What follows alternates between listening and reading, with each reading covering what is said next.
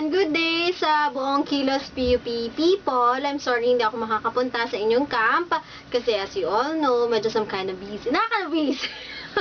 Hindi, first of all, thank you so much for inviting me sa inyong youth camp. I'm sorry I can't come kasi nga medyo some kind na tatama sa aking board work. But anyways, pinag-uusapan ako ng present officers ninyo, sila Jazel, sila Karina, sila Dijo, even the alumni to render inspirational message para sa inyo. Well, sabi ko nga, Kilos PUP have been a family of mine for about 3 years since pumasok ako ng PUP. I've been with Kilos PUP when I was in second year, and I ran as the Vice President for the Central Student Council, and after a year, I ran as the President for the Central Student Council. And I've been a former chairman of the Kilos PUP. So, yes, I am a proud PUPian and I'm a proud member of Kilos PUP.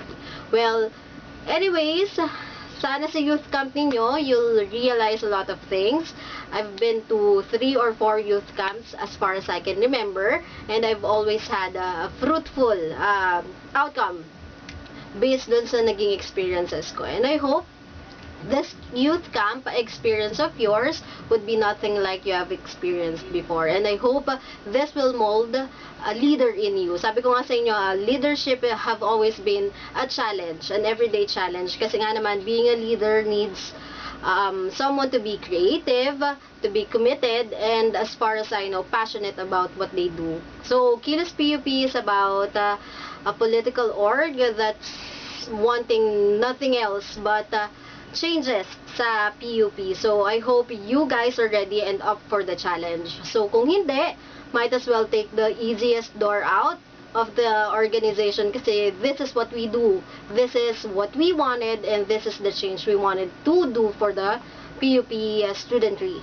So, sa lahat ng mga students na sasali sa Kilos PUP and sa lahat ng mga students na umattend nitong Kilos PUP Youth Camp, especially to the CLL people and the COCians, I hope that you guys would find a home and family sa Kilos kasi that's what keeps this organization intact and together. Yung pagiging family namin, yun na yung bread and butter namin in order to finish every projects and every services and events na pwede namin i-offer sa students. So, as we all know na wala tayong budget for everything, wala tayong pinagkukuhanan, and as far as I know, lahat talaga i-raise natin in order to give to the students. But, do it not just because we wanted to win the elections, but because we wanted to serve. So, remember that we are not politicians, more of public servants, diba? Yung public servants kasi, manalo-matalo, they would be ready to serve the students, the people of PUP. And, remember na hindi tayo student council or part or leaders of the nation, but then again, we start as leaders of the school. So, kung ano man yung naiisip ninyong projects and events and programs, make sure that students would be your priority. And, syempre, sa Kilos PUP, lagi natin ito sinasabi, excellence comes with academically inclined projects, activities. So, make sure that everyone from your organization is also academically inclined.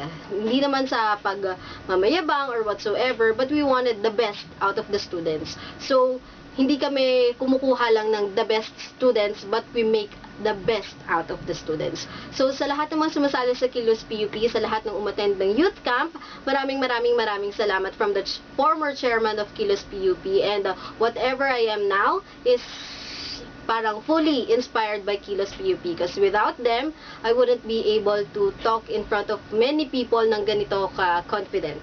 Diba? Kasi every organization, every activities that I've come from and I've joined has something to do with who I am now and who I have become. So, it's not much of a personality, but then again, I'm so thankful na sumali ako sa Kilos PUP because I've learned so much out of it. So, I hope you guys would learn as well as much as I have learned through the Kilos PUP family. And I've always been here and will always be here to continue to support the organization. So, I may not be physically available, physically present sa lahat ng events nila. But I'm sure, alam nila kung gaano ako ka-supportive with the organization. So, sa lahat ng major events, just give me a call, give me a text. If I can come, I will. If not, I'll do this every time. So, yun. Maraming salamat sa present officers, central officers ng Kilos PUP, to all the core group members. Jazel, your chairman, Karina, your vice chair, and so are the other officers. Maraming salamat for the opportunity. And for the COC and CLL people, continue winning the student council sa inyong mga colleges. Because, di ba, sabi nga natin, we all want to be the change that we want to see in the world. So, let it start with the PUP student fee. So, yun. Maraming salamat, and I hope you'll have a good time sa youth camp ninyo. And I'm sorry ulit na ako makapunta. Thank you so much. From Marian Mepin of College of Communication, former chairman of Kilos PUP. So, yun. Maraming salamat. And now, makinig kayo pala sa 90.7 Love Radio. Ako pala si Lala Banderas. Yan. Request kasi yan ni Jaisel. So, maraming salamat. And have a great day.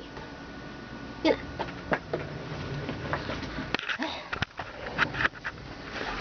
Paano mag-stop? Pindot.